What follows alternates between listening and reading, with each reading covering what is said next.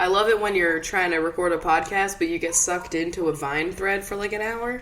That's been like you with any task for like the past week is like getting sucked into Vine threads. I love that Vine died and then immediately everyone cherished her again. You know? It was... I never watched as many Vines until after she was gone. It was a brief blip in our history, but she will live on forever. A blip in the radar, if you think about it, you know? I mean, Judy, I miss her. Yeah.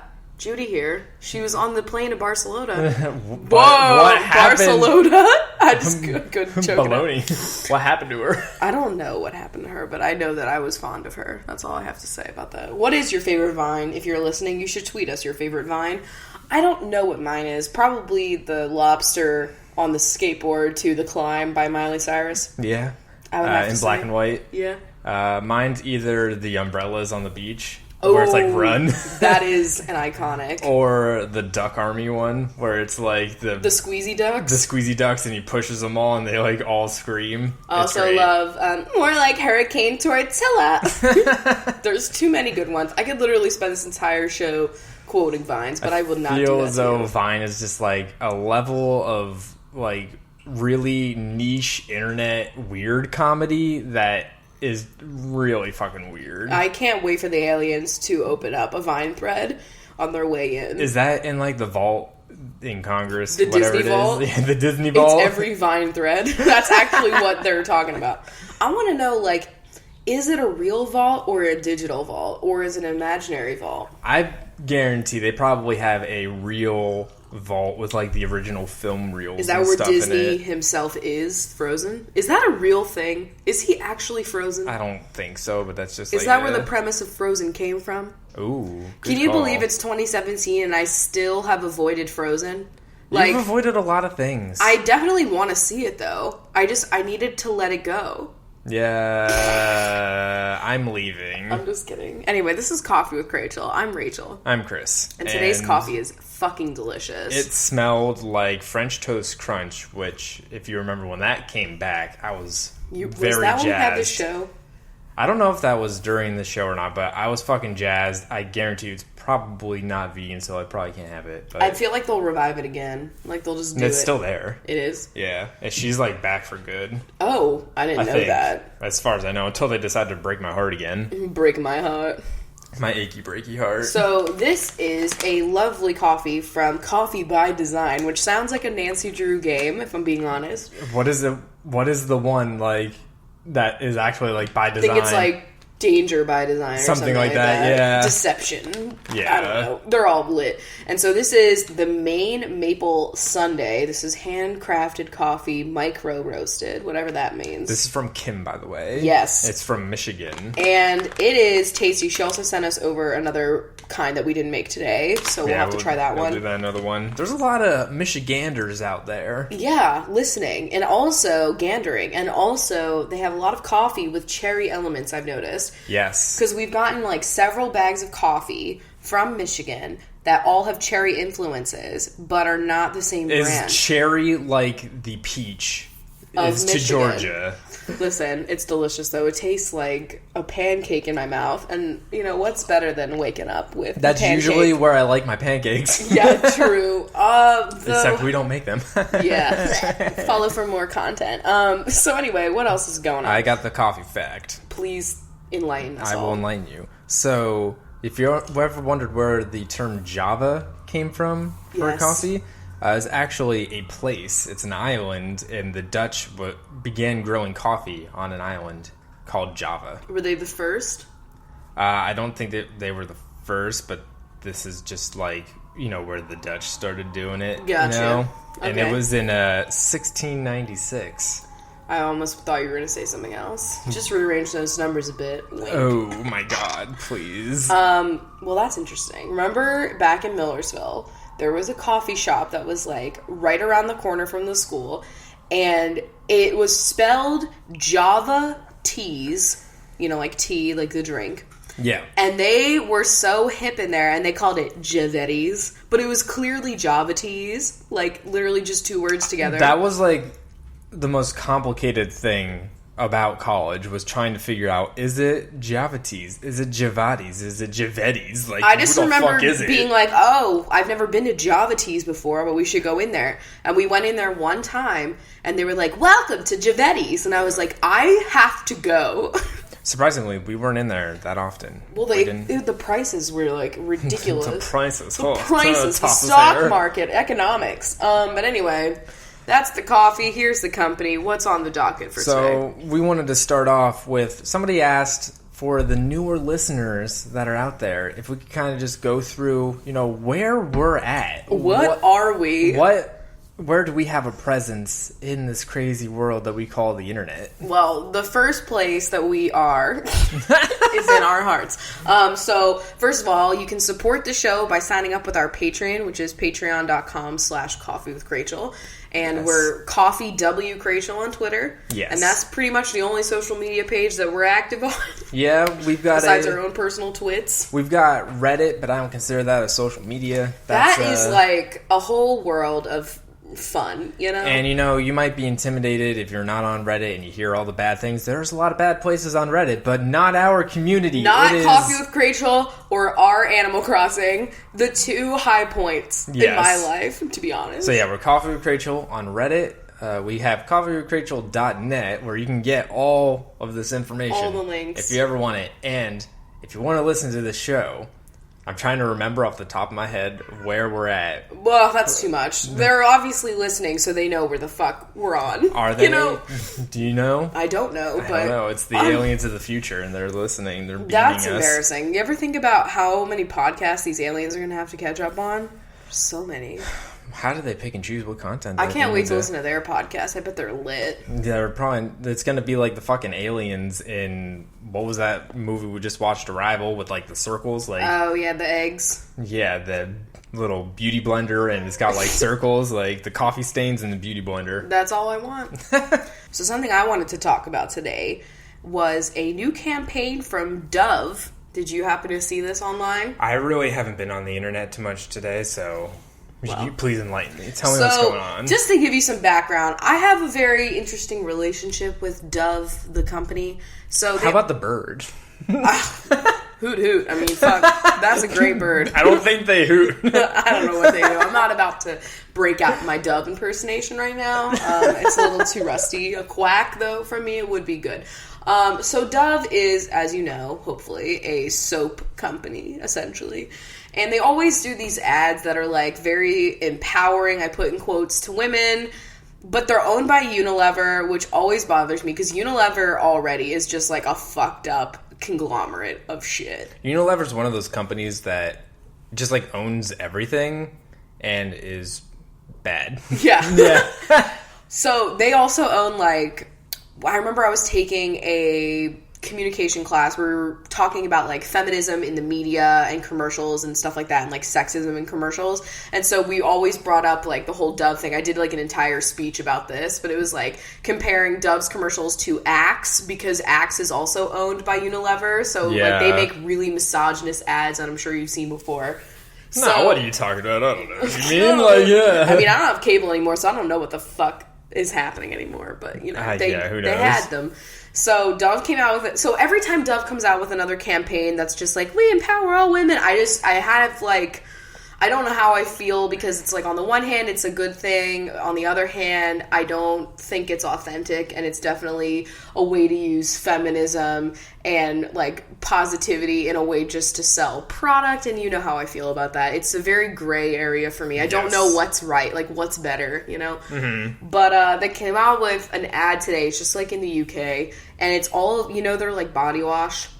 Yeah. So they have it in all these different, like, weird shapes of the bottles, and it's like you basically choose the Dove bottle for your body type, and it's like... Well, are they shaped like bodies, or is it shaped like just weird shapes? I don't know. They looked like vases to me, honestly. But, I mean, there were just, there were, like, skinnier ones, there were hourglass-shaped ones, there were, like, larger ones, short ones, tall ones. Like, I don't know what was happening. Okay. And so the idea is, like, we're here for diversity and blah, blah, blah. And everyone's just like, yeah, well, all the bottles are white, so, there's that. But... like... I'm picturing, like, John Hamm, Don Draper, like, looking at this ad and being like, yes, this will work. That's like adding in something that didn't need to be there, because like the bottles are just bottles. Like, I don't see this, I'm like, wow, you know, this bottle really doesn't represent my body size. Like, there you know was what I mean? one that was like, because people are already making so many good jokes about it, but there was one, it was like, what if skinny bitch isn't available? Like, will I die if I use a different one or something like that? Or like, there's one where they have Waluigi like photoshopped on the tall one, and then Toad on like one of the other ones and stuff, and they're just like, wow, thank you. Now, also, which ones come with more product in them? Because I'm just gonna pick the one that's got more product in it. I'm assuming that it's like the same product, but it's just like the way they maneuvered the plastic, you know? That's stupid. That's like, you already have to deal with products being unnecessarily gendered. Now you got like products that are unnecessarily like body typed. A lot of people were just like, I feel like Dove is like, they really don't want you to think you're fat. You know what I mean? They're just like, it's like, I don't even think about my body as much as Dove does. Like, you know? But whatever. It's just a funny ad, and I'm not like, there's nothing really wrong with it to be it's not like a Pepsi, okay? Yeah, it's not Pepsi. It's something. Speaking about questionable ads, though, so we talked about a couple of episodes ago about Wonder Woman and how they like forgot that movie existed with marketing. So we have an update on this story. Turns out they are doing a little bit of marketing, and it's questionable. Questionable TM. So there's, I guess, this brand of protein, fitness, bar, shakes, things called Think Thin. Okay. Which you can tell by the name, you know, what that kind of product is going to be. And so they have a collab. Because thin equates to health. Yes, exactly. Yes. That's the only way you can do it. You can't be healthy TM without it. So they have a collab with a branded deal integration with Wonder Woman, and so now they have like these, the actress or actual Wonder Woman, like the movie. Oh, you know what I mean? Is she gonna have one in the movie, like eating the bar? Oh my god, this is how I stay like superhero. This is how my cuffs are so snatched. I don't know I don't know her origins. Yeah, I just know she has bracelets that are lit. Mm-hmm. So it's just a very questionable advertisement, because it's like she's all about like she's a strong ass female character that like kicks ass, and it isn't like, it's finally like one of the first non-Catwoman movies to be made. Yeah, right. You know? Like, they haven't even done a fucking Black Widow yet, and she's been in like 7 million other Marvel movies. Yeah. So like, well, you know what I think about is have we seen Chris Evans pounding a fucking like Sugar Bear hair situation? You know what I mean? Like, where's Captain America drinking Slim Fast? I just want to know. Or the Hulk, because like, I mean, he's got to turn back into the old Ruffalo, so I know. Like, that's already questionable as it is. No, they're just like in Pop-Tart ads or something. You know what I mean? Yeah. But it's even more questionable, though, when there's like barely any advertisement for this movie, and then that's like the only thing they got going for it. Yeah. I'll be interested to see how well it does in the theaters. It really sucks, though, because they purposely want to fucking fail. Yeah. Ugh. So that's fucked up. I also hope that there's a Poison Ivy movie that ever exists. Ooh. Like a new one, because I know that they did one a long time ago. But, that would be fucking fantastic. and I want to play her. No, I'm just kidding.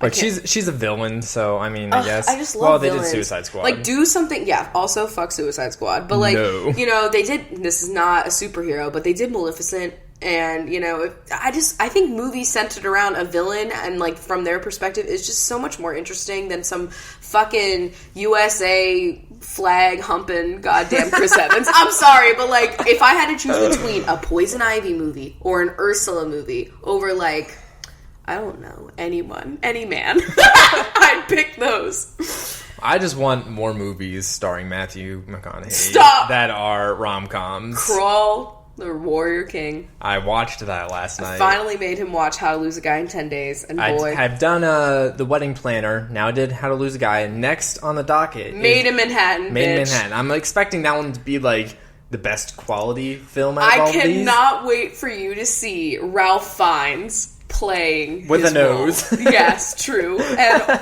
just J-Lo in the white coat.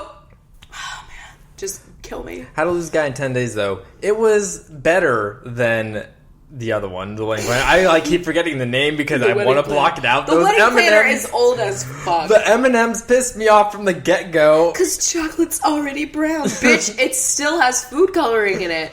That's a lie. They lied to you. And as a kid, I watched that movie and I was like, whoa, they're so right. But, like, there is a candy shell. If you have not seen The Wedding Planner, this might not make any sense to you.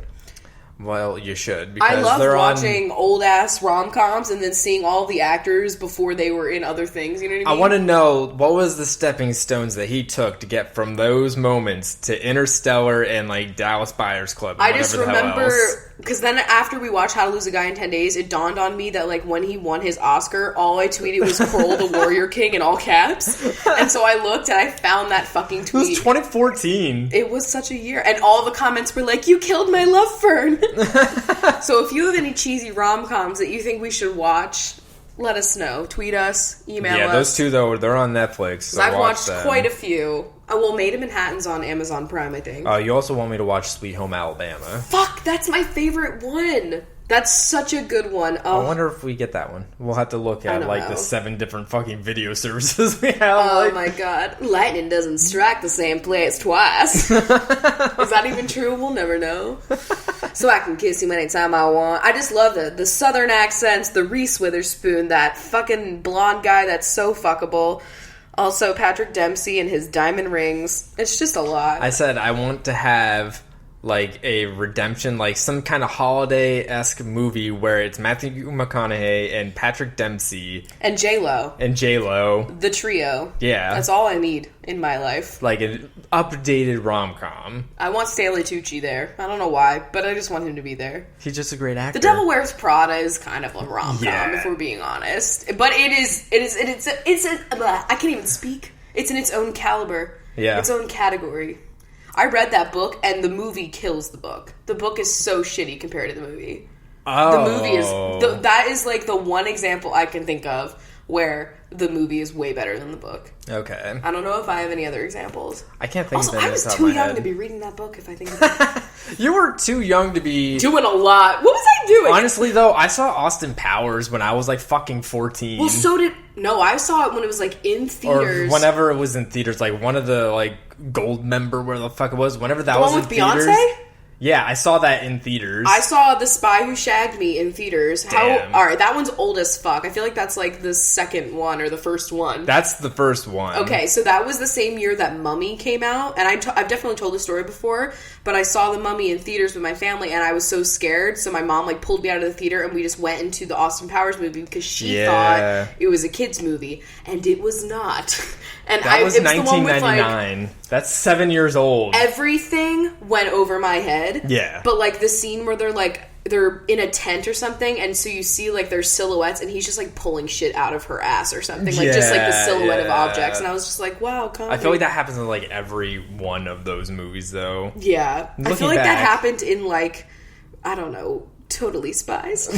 No, I'm not thinking Totally Spies. You know what I'm talking about. Charlie's Angels. I'm embarrassed to have ever witnessed those films now. What, Charlie's Angels? No, the Austin Powers. Oh, yeah, me too. Honestly, a lot of things. Anything with Adam Sandler, too. I know he wasn't there, but he just felt like he could have been. It upsets me that he has, like, 8 movie deals with Netflix. Can you believe that people are watching them? Like, they have, like... They're bringing a lot of There's eyes like millions to and millions of views, and he initially had 4 movies, and they bumped it up to 8.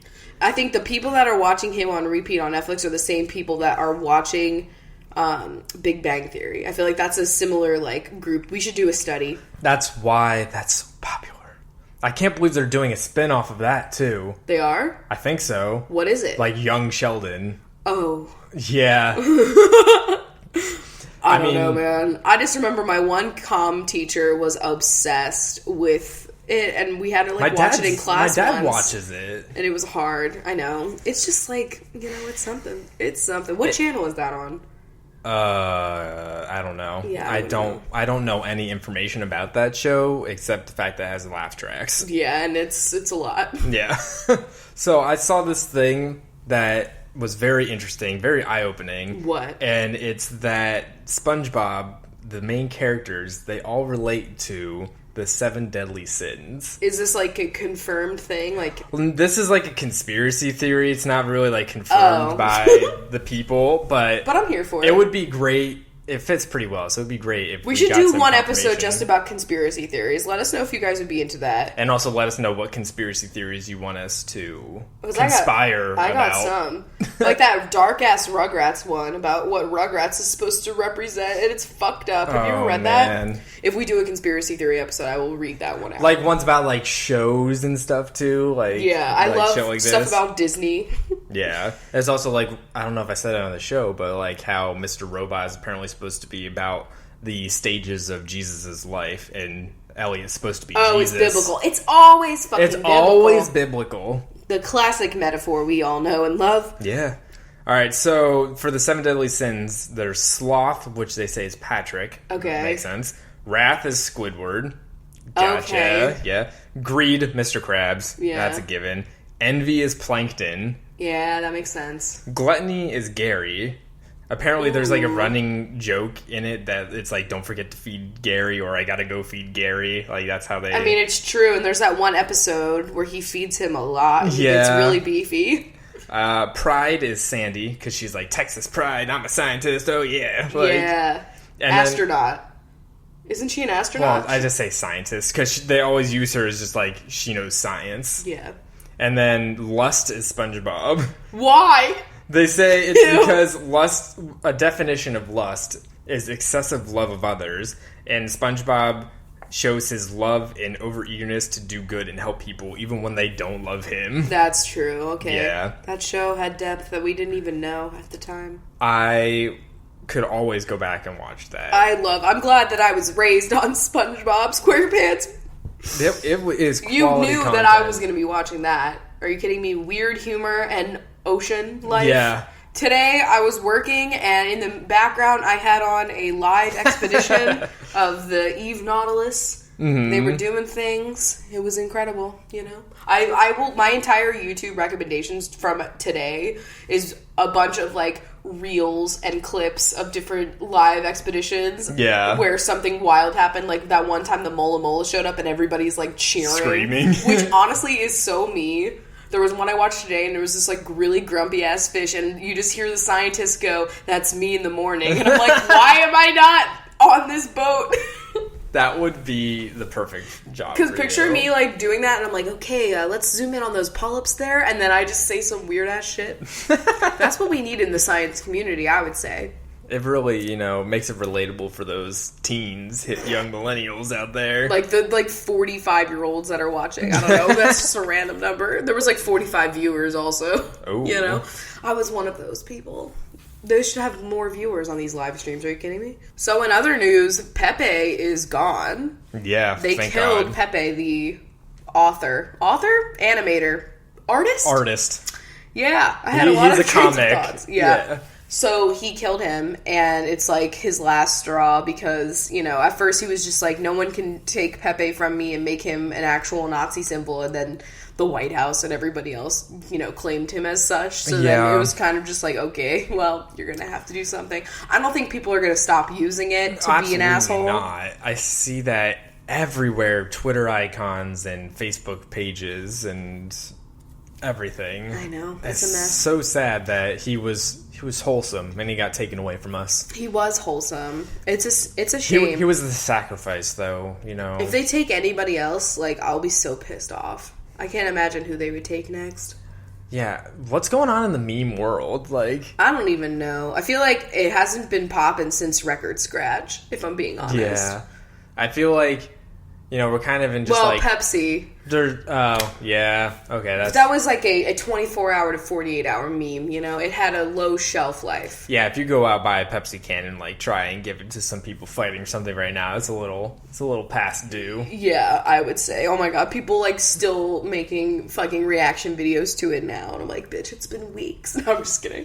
I should do that to Lila Memes are and one of those Squeezy. things, you gotta jump on it, you know? If I had a YouTube channel right now, still, I'd be nervous, you know? Yeah. That ad revenue, though, that's a whole other story. So the CEO of YouTube actually finally, like, commented on the whole YouTube has a advertisement. CEO? Yes, they do. There's somebody, like, in an executive running that company? Yeah, it's crazy. But she basically said that, like, you know, YouTube is made up of, like, you know, real people, blah, blah, blah. We don't want it to turn into TV, etc. But they just launched another thing where it's like Ellen DeGeneres and Demi Lovato and I think Katy Perry and like all these other people are getting like their own series. real people, just the real people that are already millionaires. But they have Red and Link, so it's still, you know, oh my God, React World. Is that? No. No, it's not. It's not a thing. But. Okay.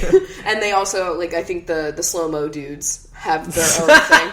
They have a new show. That's all I'm saying. Yeah. So I don't know. It's just a mess over there. We'll see what happens. So many creators now are like pulling their content, either pulling it or focusing all of their content on Twitch because you have the donations, and I think you have advertisements as well. And I guess people aren't boycotting Twitch ads. The way it works is different. Like you can follow people, which is essentially subscribing on YouTube. But then there's also subscribe on Twitch. What is the difference between... Subscribing gets rid of advertisements. Oh. And it also gets you, like, unlocks a whole bunch of shit, like, basic emoticons. A whole bunch of shit, emojis. and stuff. Yeah, like, it unlocks all that stuff. But I see a lot more people are making podcasts these days. Yo, I know. Honestly, it's a great platform. I think it's great. I like listening. You know, I enjoy. You can listen and then do other things. Like, there's a lot of people that are, like, they do, like, visual podcasts, too, and I don't need it. I really just need the sound. But at the same time, like, sometimes it is nice to, like, see what people are doing, you know? But also, I just picture us filming ours, and I would be so annoyed, because I look like a fucking flop when I'm filming this. Like, I don't even have pants on. Like, I am not getting dressed up. You know how there was that whole trend in the early days of YouTube of like taking screenshots of when you pause on somebody and like they're making a weird face like while they're talking. This whole podcast would be that. I would definitely not be in the frame, and you'd also see how much of an asshole I am when I'm spilling coffee all over myself. Because I'm not gonna lie, I spill coffee over myself pretty discreetly on this show. I wonder if you can hear it soaking. It happens on a pretty frequent basis. We don't always call it out. Yes. Sometimes we just have to let it happen, let it seep in, the moisture. All right, so we have a quiz here from BuzzFeed that was sent over to us on Twitter from Skylar. And it is, what is this? This is make yourself a coffee, and we'll tell you which Harry Potter character you are. So, like, honestly... That's on brand. That's on brand on multiple points. So the first question is pick a mug. So there's a black one. There's one that says, every woman is a rebel. Bitch, please, I'm a unicorn. A Lego-ass mug. This coffee is making me awesome. There's one with Neil deGrasse Tyson on it. I don't know who this woman is, and that's Skellington. Jack Skellington. I'm just going to pick the, every woman is a rebel. I'm going to go with the Lego one. Which of these are you craving today? Espresso, cappuccino, latte, caramel macchiato, Irish coffee, mocha, Americano, or double? Double frenzy. Oh. That's the daily double. I'm gonna pick caramel macchiato. Ooh, I'm gonna pick a latte. I used to get that all the fucking time. With milk? Question mark. Regular, lactose-free, 2%, 2% lactose-free. Whoa. Who is that? Specifications on this. Soy milk, coconut milk, rice milk, or no milk. Okay, so normally I'd pick a nice soy, but if rice milk is available, I will choose it. I'm going to say soy. Okay, with or without sugar. Regular, I feel like I'm playing fucking Animal Crossing. Regular sugar, sweet and low, stevia, Splenda, cane sugar, or no sugar. Or you could have those, like, giant crystallized sugar in the raw crusts. Oh, yeah. In the nice brown packaging to make you think that it's natural. It fucking just popped right out of the earth. Yeah, this sugar's right here. No We're going sugar. down. Oh, yeah, same, exactly. Something extra, shot of espresso, flavored syrup, chocolate shavings, whipped cream, vanilla, peppermint, nothing. Ooh, if I'm going to get something extra, it would be whipped cream. I'm going to do an extra shot. And any treats, we've got a donut. I think that's like a chocolate-filled croissant. Some regular spiral-ass thing. I don't know her. I'm going to have to go with this delicious... It's like a little mini bundt cake. There's chocolate chip muffin. That's what I'm going for. Oh yeah, that is a muffin. That's not... I'm going to go with the donut. I got Lord Voldemort. Oh, thank God. Shit. And I got Luna. Amazing. Honestly, those fit. It says, she's a Ravenclaw. To put it nicely, and he's a Slytherin. You delight in the bad luck of others. Oh my god. Your heart is black as night, and you would do anything to get what you want, even the unthinkable. That is absolutely inaccurate. I can't even tell my waiter that I have an allergy. So some would describe you as eccentric, but in reality, you're just a misunderstood soul, very much ahead of your time. Your tastes are just as eclectic, but that just makes you an even more interesting and mysterious person. I wouldn't say I'm eccentric. Yeah. No. I don't know. I mean, the house is right. Yeah, the house is right. They got me. Because he's definitely a Slytherin, right? Oh my god, please I'm just kidding. But anyway, I just laughed like Bellatrix, so just fuck me up. All right, well, then I think this is a good time to go to some questions. All right. But first, a word from our sponsor. Whoa. Today's episode is brought to you by HelloFresh. So HelloFresh is a meal delivery service that makes you a personal chef at home. So it takes like 30 minutes to make a recipe that you've probably never made before, and it just gets you inspired to cook in your kitchen. You know, I guess it's summer, honestly. I don't even know what's happening here in Seattle. What season is it? But all I know is there is produce happening. And she's coming back, and HelloFresh always sources the most fresh ingredients so that you have a nice meal, TM. Yeah, and you'll have just the perfect amount of the ingredient, so you're not wasting anything, you use everything that you get in the box. It's good for when you have people over and you want to impress them, you have a romantic interest coming over and you want to look like you're hot shit. Just make a HelloFresh meal. We've tried the veggie box, and we gotta say, the recipes that we got to try were fantastic. So if you guys want to try out HelloFresh, you can go to HelloFresh.com. If you use code CWC30, you'll get $30 off your first week of deliveries. Again, that's HelloFresh.com and use code CWC30. So we also want to shout out the podcast Into the Twilight by Alexandra and Cody, which is actually super relevant right now because Chris is actually reading Twilight for the very first time. It's a wild ride. So it is a podcast that dissects Twilight and is a feminist analysis of your problematic fave, and it goes out every Monday on iTunes, SoundCloud, and YouTube. So when you're done listening to this, go check them out. Okay, and let's do some questions. If you sign up on Patreon, you get your questions read here first, and so I'm going to read some Bincho questions. First one is from M, who said, "Are you guys allergic to anything besides dairy?" Ooh. Which I guess that is an allergy. I have no idea what's happening. I know you're allergic to the skin of every fruit here now in Washington. Oh my god, I hate it. Because I just got some Granny Smiths and he can't even partake. What was really the other thing that I tried? Was it a strawberry? I think it was. I did have a strawberry, but then sometimes it didn't affect me. And sometimes carrots get you too. I don't know. You know what? Maybe it's because we got a bunch of strawberries at one point. I was eating them regularly, so maybe I just desensitized myself. But the apples, they really fuck me up. It's because we don't have them all the time. Aren't you allergic to penicillin or something? Amoxicillin, yeah. Are you all the Cillins? They usually just don't use any of them. What about Cillian Murphy? No, I can't watch any of his movies. Wow, that's crazy. Wow, Batman, sorry. What was it? Oh man, it's the one where it's a night flight. Shit. Rachel McAdams. What's the word when you take a flight in a red eye? Okay, I'm glad you guys all had that thought process just in your ears. What is that coffee? Again, that's a coffee too, right? Yeah, it's when you get, oh my god. And there's also a black eye too, right? Yeah, I think a red eye is where you have 2 shots of espresso in a cup of coffee, and a black eye is just 1. But I could have that fucked up. Also, Starbucks just makes shit up. What they think a macchiato is not what a traditional one is. So, don't go off of what I'm saying.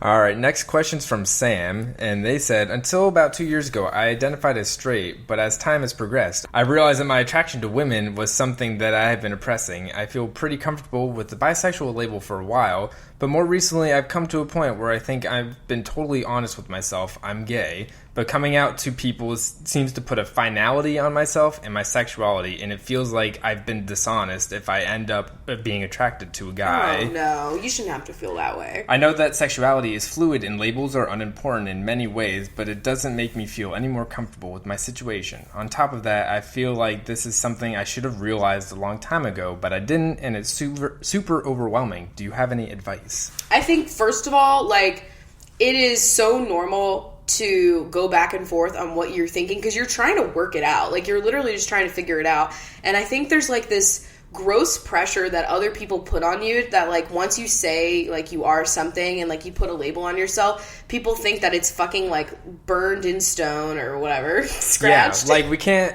expect, just like with many things in life, like for example trying to pick what you want to do for the rest of your fucking life, we can't expect people to be like, when they're fucking in high school, be like, this is what I'm doing, so that's what I'm gonna do for the rest of my life. The difference is like most, like, it's not a choice, but it's something that's like, it's nuanced and it takes years to fully understand like what you're actually feeling, because if you're not grown up in like a really supportive environment or a really inclusive environment, there's like barely any representation. Like all these things factor into like how long it takes someone to honestly even realize what their feelings are. Like, yeah, like feelings and thoughts are complicated, and so it's gonna take a long time for especially somebody growing up to like understand what they're thinking. Like for example, when I was younger and I was starting to understand like my attraction to women, I remember being like, okay, well, like, I'm clearly, you know, sexually attracted to women, but I could never date one. I'd probably never be able to, like, have feelings for a woman the way that I do men.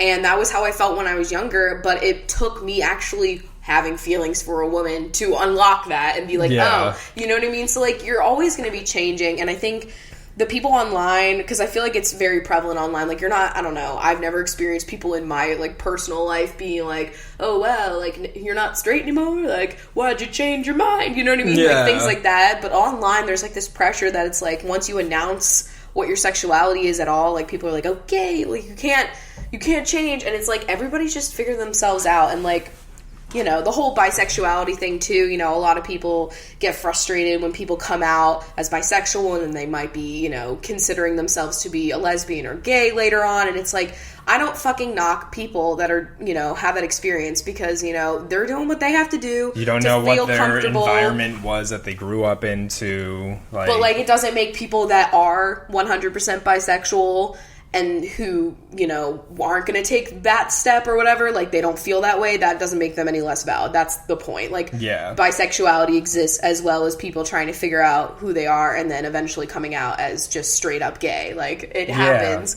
you know, like... If somebody identifies as one thing and then they realize a couple years later that they identify as something else, like... many years. That's, like... I think about people that are, like, much older than us, that might not have had any representation, nothing but shaming, and, like, are probably only coming to terms with their sexuality, like, now, in 2017. Yeah. Like, there's probably so many people that fit that description. Yep. So, I mean, I don't know. It's a total process, but, you know, first of all, don't put any, like, time constraint on it. Like, it's going to take years to figure out what you want and who you are. And, like, some people, you know, feel very comfortable and they know really exactly who they are right away, and those people are really, you know, killing it, I guess. I don't know. Like, that, they had probably a different environment than I did growing up. And if you're not comfortable using the bisexual label, like, fully, but also not comfortable saying you're gay, like, you don't have to put a label on it really at this moment. And, like, I'm the type of person that, like, I don't think it's, like, a bad thing to have a label, because there's a lot of comfort in it, and I find a lot of comfort in mine, but, like... If you're feeling attraction to all of these people and you don't really know what you're feeling, you know what I mean? And you don't really have, like, a specific label that you feel comfortable with, just, like, take live your life. Yeah, it'll come you know, to you. Be with whoever you want, and then the label or the security in a community will come later. You know what I mean? Maybe you never label it and you're still just comfortable and having a good time. There are plenty of people that don't label label it, you know? It's just... Everybody's life is different. Yep. Everyone has a totally different experience and, like, surrounding culture that can influence any of this. Yep, so exactly. There's no, like, race to figure it out, you know? All right, next question is from Allison, who said, "Hey guys, I've been in therapy for a while for my depression and anxiety, and a few months ago, I asked my therapist what my diagnosis is. He wouldn't tell me. Is this okay? Should I ask again? Is it okay not to know? Like, I don't know if I have PTSD or bipolar depression, and I don't know how important it is that I know. He said he didn't want me to have that term in my head defining me." Interesting. I mean... I think tell me if I'm wrong, but I feel as though, like, if you feel as though you would have a lot of comfort and understanding in knowing it also helps, like, if you're trying to be on medication as well. Yeah. To, like, know what you're treating. But I don't know. Like, from my experience, I remember with my first therapist, he was more, like, less willing to label what was going on with me, because I really do think that, like, well, first of all, I wasn't honest with him, and he didn't think the problems that I had were extended outside of, like, school situation. Yeah, this was still the whole, like, you're doing bad in school, so therefore you are depressed. Yeah, so like he just said around. I had, like, a generalized anxiety disorder is what he said I had. So I was like, okay, cool. And then I find, like, my second or third therapist, actually, no, fourth? I don't remember. Whatever. The binge I'm with now, who I really care for, she, like, told me, you know, after the fact, and that was when I didn't even realize I had PTSD, and I found that out, and it was, like, it changed a lot of stuff for me, and it really has helped me. So I don't know. I mean, it's like, on the one hand, you want to, like, trust your therapist to, like, know that they're doing what they think is the best for your progress, but at the same time, that seems a little raising of an eyebrow to me. So, you know, I would highly recommend, honestly, watching Katie Morton's videos on YouTube. She's a licensed therapist, and she does a lot of videos on, like, red flags about therapists, you know, what to look out for, and or even shooting her a DM. She might actually have some valuable information, but yeah, I'm sure she'd be more than happy to, like, I would answer definitely, back. if it's something that you really want to know, because I know I absolutely wanted to know, I mean, maybe it's worth mentioning again and expressing that you feel like you want to really know that information, you know what I mean? Yeah. So, but good luck. I obviously am not going to be, like, an expert in this, but, you know, I would personally want to know. Yeah, I think I would want to know too. Yeah, it just, it's a medical condition most of the time, so it's, like, that's important as well. It kind of feels like if you don't have a term for it or, like, a label for it, then it's, like, amorphous and you're not really sure, like, what's going on. It's that, and also it's, like, for me, it was, like, almost a little invalidating. It felt like there wasn't an actual reason I was feeling this way. It was just me not being able to get over it or something. But, like, having an actual thing, have a name for what I'm facing, like, that helped me kind of displace me from my actual, like, mental illness, so that I knew that I was, like, fighting that and not necessarily, like, myself, if that makes sense. It makes you less hard on yourself. Yeah, At least that's been my experience. So I can only talk from that, but, you know, let us know. Yeah. All right, next question is, I have crushing anxiety about my upcoming wisdom teeth removal surgery. Oh my God. All of my teeth are impacted, so I will have to be put under. I've never had any treatment where anesthesia was necessary, and I'm scared I'll never wake up. I'm also scared of waking up and making a fool of myself while drugged / people taping me without my consent. Yeah. Parentheses, thank you for the viral video trend. Right. My boyfriend has been very supportive of me during this process and has offered to drive me / stay with me during my procedure and after. I'm just so afraid of the unknown. Any advice on how to stay calm before my surgery? Any binches have any other tips for recovery after surgery? And this was an example of, like, our community being so great, because this is from our Reddit. Yeah. And, like, there were so many replies to this with, like, a whole bunch of encouragement as well as, like, tips for recovery afterwards. So you guys are all fucking fantastic. Amazing. I'll tell you right now, I have not had mine removed because of that, my anxiety about, you know, anesthesia and definitely. just dentistry in general. So, like, you're not alone in the anxiety. I feel like that's very common. Yeah. But you're the only one that's had them taken out. That was the only time I've been under anesthesia myself. I mean, as far as I fucking know, maybe as a little baby for, like, 2 seconds. I don't know. Yeah, but, like, I mean, we just found out the breastfeeding situation, so we don't even know, man. Yeah, so I was under anesthesia. For, like, my experience with the whole thing is, like, I literally felt like I was just falling asleep. They, you know, put the little mask thing on me, and 1 minute I was there, 1 minute I was waking up. Okay.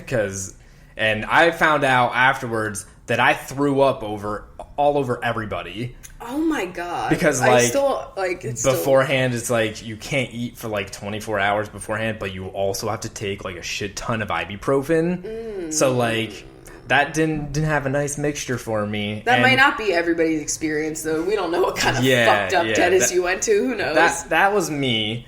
And I mean, and he lived to tell the tale. I lived to tell the tale. I got a T-shirt out of it. I also, like, my mom was there, and apparently the entire time, because I was, you know, loopy afterwards, all I wanted to do was, like, send, like, videos of it to Rachel. Yeah. Like, that's all I was trying to do the whole time. They sent me one. I don't really remember. You weren't, like, viral video worthy. No. I was just, like, groggy as fuck. But if like, it's something that, like, if you really don't want to be filmed and, like, you don't want anybody, like, fucking with you afterwards, like, just tell, like, your family, whoever's going to be around. Like, yeah, it sounds like your boyfriend was very, like, ready to be supportive of you in that because they should situation. respect that, because yeah. I can totally understand how you wouldn't, like, if it's something that you're, like, anxious about and that you don't know, like, yeah, I would totally if I'm gonna be in say that. If I'm going to be in a state where I'm not fully capable, you know what I mean? Like, to make my own decisions and whatnot, then I want to have somebody with me that I can fully trust and support. Oh, yeah. And so You would absolutely. I would just make sure you go into that scenario with somebody that fits that bill. Yeah. So our next question here is, if you were a town/city, what would be your slogan? I'm going to say largest population of pickles. Is that like your fucking claim to fame? Home of the pickles. Home of the largest population of pickles. That's what it is. Oh, God. Mine's going to be like the home of the international popcorn challenge. You know what I mean? Like, like No, one of those the weird... biggest ball of popcorn. The biggest ball of popcorn? Well, it's more of like a slogan, like not just like a monument. So it would be more like, what's a slogan for a state? Like, when you're here, you're popped. when you're here, you're corn. Well, there you go. I still can't get over the fact that Olive Garden changed their slogan to like just more family. Upset me. That and Pringles, I don't know which upsets me more. What? Oh, right. What did they change it to? It's nothing related to once you pop, fun don't stop. Oh, okay. It's probably just like, these are crispy and your hand's stuck. Like, I don't know. Also, apparently, this has nothing to do with Pringles at all, but my thought process is crazy today. You can vote now to name one of the new crayons from Crayola. And it's like a blue. So I don't know what I'm going to do, but I want to do it. Well, I'll name it Lila's Eye. Amazing. I'm sure they'll pick that. Thank God. I gotta see the shade of blue. Yeah, I think it's like a regular, like, classic Roy G. Biv type of blue. I love Roy. Roy. Who is he? We actually do know he came up with that, Okay, so I've been thinking about getting another cat. What tips do you have on choosing a new chunker, and how to best and safely and stress-free introduce them? Honestly, I don't have to choose. For picking a chunker, it just... It happens. You just know. When you see them. Yeah, that's what happened with the old Squan and Chunka. Yeah, I mean, honestly, anyone is up for grabs for me. Unless it says, like, this cat only likes to live under your bed and will never come near you at all. Like, I'm not... Well, I mean, honestly, that was Squeezy. Yeah, Though they totally bullshitted his bio. They were like, he's so sweet, he loves to be pet. It took him 4 fucking years to like to be pet. Like, what are they talking about? But, like, I just think of when I got my cat Autumn and I walked into the cat area of the shelter, and because we were there for a fucking dog, I just went into the cat area for fun. And she was there, and I got attached, like, immediately, because she was following me around, and she wouldn't leave me alone, and it was wonderful. And so that will happen, where you'll just see a photo, and you'll be like, that's the one, I need them. That's the one. That's it, that's the one. Thank God you've seen Camp Rock now. All right, next question's for you. Do you miss YouTube? Why or why not? Ooh, yes and no. Yeah, probably hard, mostly no, to be honest. Like, I'm not gonna lie. And I feel really bad, because I still get comments from people that are like, I miss seeing you on YouTube. And, like, I miss when I enjoyed doing that. You know what I mean? Like, I do that. And, like, sometimes I'll think of a video idea, and I still write down ideas, because, like, I'm not gonna lie, like, there's, who knows what I'll do in the future. But at this point in time, it is absolutely not something that I think I want to get back into anytime soon. Yeah. The platform itself needs to change. I need to change. It would not be what it was before. I would have, like, if I were going to come back, I'd have, like, a very solid, like, nailed down genre, and I would only stick to that genre. I wouldn't be as broad as I was, and it would have a lot more finesse to the aesthetics of it and everything. Like, it would be more high quality, but also, it's because I have the podcast now, so I don't feel like I'm losing my personality. So, like, because I think about, like, because I'm trying to open this Etsy store this month, right? And, like, eventually, like, what if I started making, like, videos about how I make some of this shit? Or, like, live streams and stuff. It would be about that, and then the personality would come more through this podcast where I can just talk about whatever.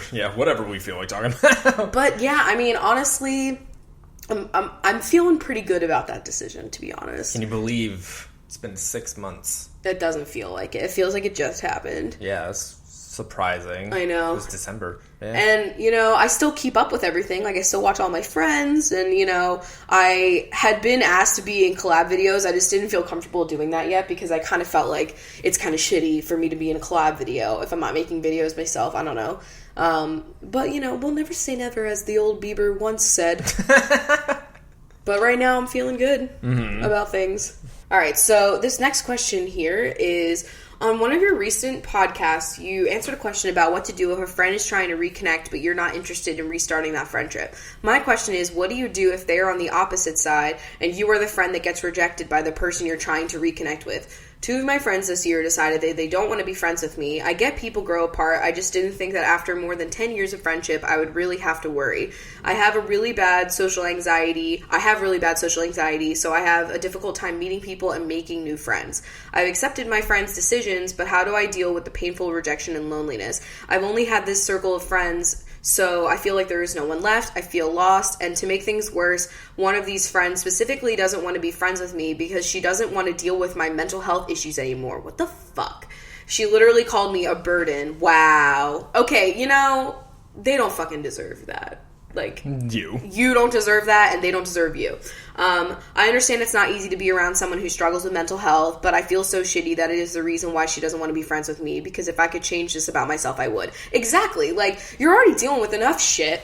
You don't need other people being like, it's really impacting my life. Like, I get it. It can be rough. Chris, you fucking live with me. Absolutely. Like, would it be an easier life situation if you were not dealing with depression and anxiety and PTSD? Abso-fucking-lutely. Duh, I feel that way. Does it put, like, a strain on, like, you know, both of our lives? Yes, it does. Absolutely. But do I blame you for it? No, I don't. I, like... It's just, it's part of the fucking... It's just part of the life that I happen to have, you know, blessed with. You know... It's not my fault.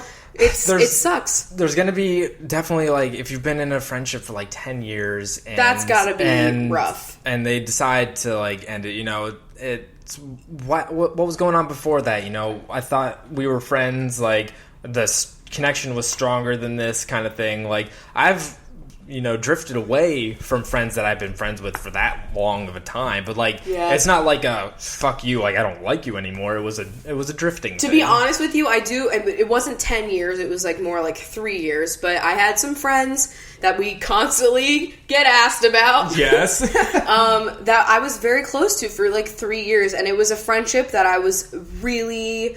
It was a very important friendship to me. It was a group of friends. It came at a very important time in your life. Yes, and, you know, I don't, like, look back and think, like, oh, wow, whatever, because I did have a really good bond with those people, and, you know, I really did appreciate the friendship when I had it. Yeah. But we did have, like, a fucking disagreement, and in my personal opinion, it was not, like, a large enough issue that...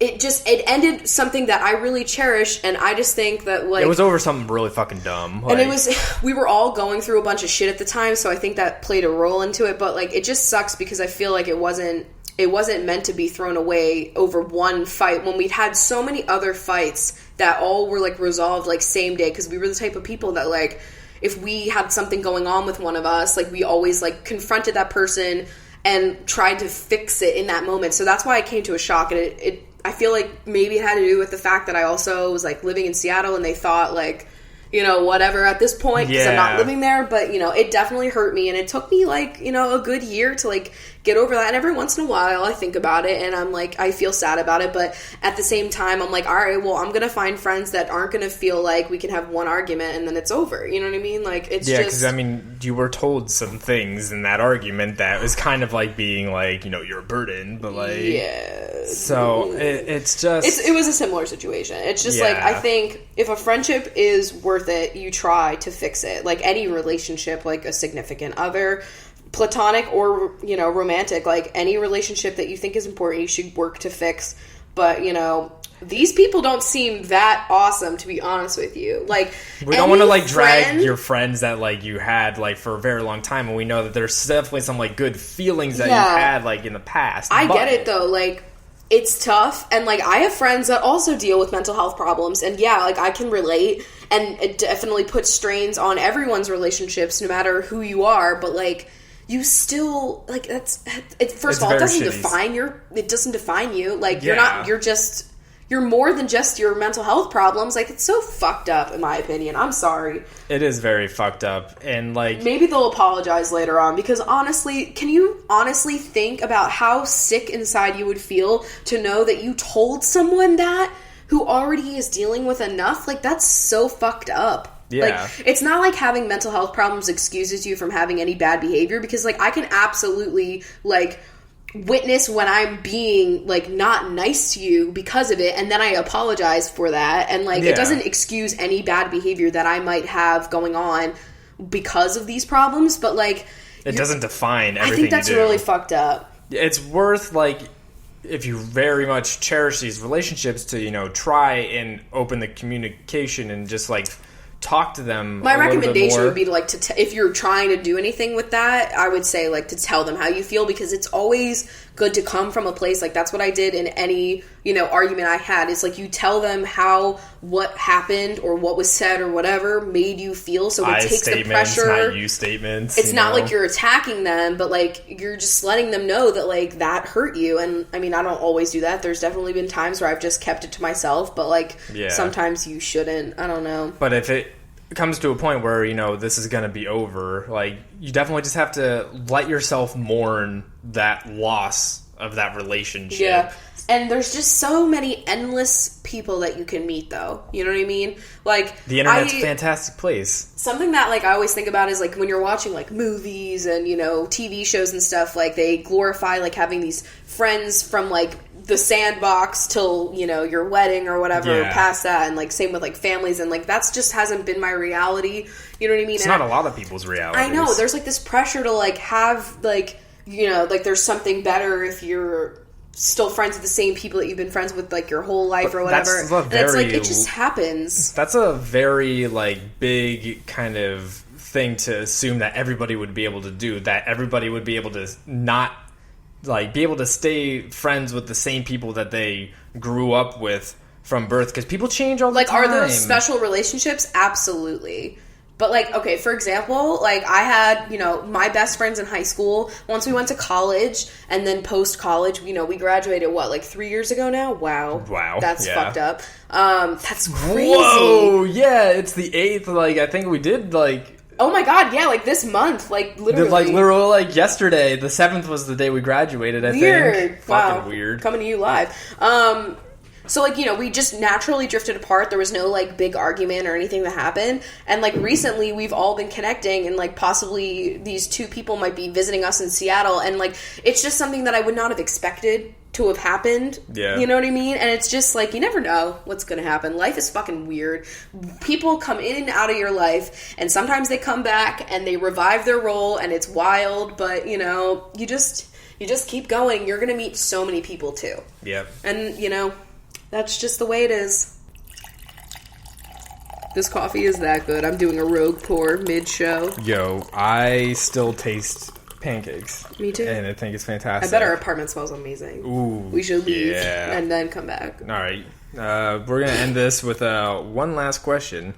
This is mainly for you. But if you could be a contributor to The Sims 5, what would you want to see or change in the game? Oh, we can both contribute to this. Chris, I feel like you have even more... I mean, here's the thing. Sims is always going to be a shitty, poor quality made game. It always has so many kinks and so many frustrating, stupid features, but I love it. I feel like you get more frustrated at some of the crap. I think that they should bring back the ability to change the terrain. Like the height? Yeah. Yeah. Like you can make like hills mountains and hills, stuff. valleys. Also, yeah, ponds used to look so much nicer. The ability to change the town. Yeah, it makes me so mad to have these like gorgeous homes and then these ugly ass default like homes next to me. Yeah. And like, oh my god, I downloaded this mod for if you have the Sims 4 pack. Well, modder hacks. I'm like, honestly, I do the most modding ever on this game. Like, it's a mess. It runs like shit. It's like 40 minutes to like run. Yeah. But it's on the outdoor expansion pack, and it makes all of the trees and the terrain and everything look very real, like an actual forest. And it is by far the greatest thing I've ever downloaded. My houses look lit. Yeah, it just sucks though. Like, there's like these random ass playgrounds that are next to things that with look like boats shit. And like random jungle gyms. I don't need that. I don't want any of it. I want to do my own paths as well. You know, basically just like return some of the focus back to like the home building aspect of it, because this one they focused on like the relationships. It was like, the people. personality and the whims. I mean, some of the stuff, because I barely use my actual Sims anymore. I just play like by decorating homes. But like they did add so much to the way that the Sims like communicate and how they can multitask and stuff. So it's very cool. I would love to see even more advancements of that kind of stuff. I would like to have more careers. I feel like they only ever have like 4 careers. Like, can we get some more? You know? And more personality types. I feel like there's just never enough, like, main personality types. You know what I mean? But honestly, most of it is just, like, can they hire the people that make the custom content to make the content for this game? Because when I look at, like, a chair that someone made or a chair that EA provided me with, I just laugh. It's just, it's so sad. There's very few items that the hair EA especially, provides. like, they have, like, when you download a hairstyle, it's got, like, each individual strand and a perfect balayage, and then EA just looks like rubber. Yeah. Like, what are they doing? How do they make it... How do they not hire these people who are clearly very talented? I wonder, like, if they do, though, ever, like, hire people from that community, because there's such a vibrant community of content makers. People make so much shit for The Sims, and they continue. Like, how old is The Sims 4 now? I don't know, a couple years old. And then I would also say, like, you know how you go to school and then you're just gone, girl? I would love to actually see what school is like and not have that be an expansion pack. Like, have that built into the game. Not be an expansion pack? This is EA $30 to go to one school room.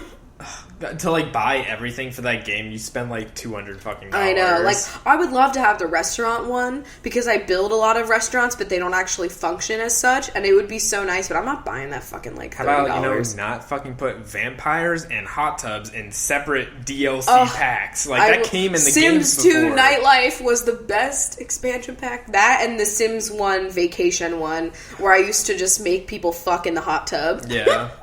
The best. Also, pets. Where the fuck are those? Yes, you're right. Sims 5 should have some pets. You should be able to have, like, some wild... And the pets should all have personalities, and you should be able to play as the pets as well.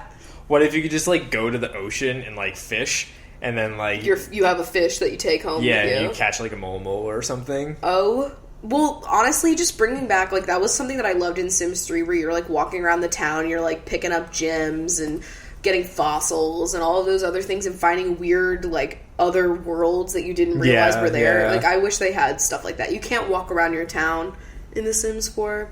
So sad. I love The Sims, man. I have stanned that game since, like, what was it, Sim City? Like, the very first game that they came out with. Yeah, they had all these really shitty ones. SimCity is like, that's a different series, but I think SimCity came before Sims. I just remember playing that on, like, my PC, or the Sim Safari. Oh my god. And it was kind of like Zoo Tycoon, but basically you have, like, a desert that you're looking after, and it's just all different safari animals, and you choose, like, the terrain. It was such a stupid, fun game. I loved that game. I would, like, make a big ocean, and then I would put, like, one circle of land, and I would have, like, one animal on that circle. Oh my god. So, like, not cruelty-free, but it was digital, so I don't know. It was something.